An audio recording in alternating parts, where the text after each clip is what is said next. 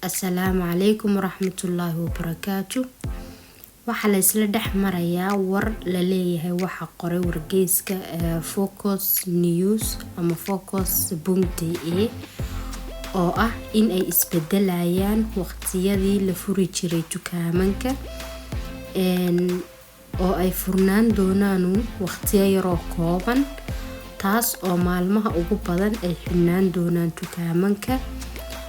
Dukaamankaas oo kala ah Aldiga, Kauflandka, Edikada, Beniga, meelaha laga soo adeegto oo dhan.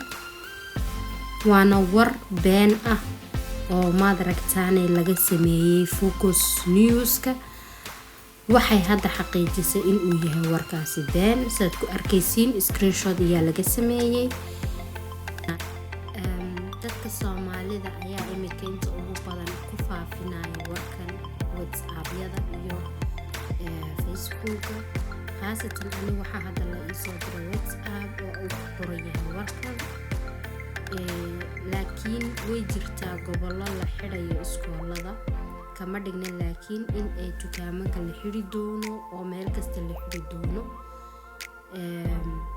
Waxaanan halkan aan idinka sheegayaa in uu yahay warkan war been ah oo laga sameeyay wargeyska Focus News. Wa calaykum assalaam waraxmatullaahi wabarakaatu.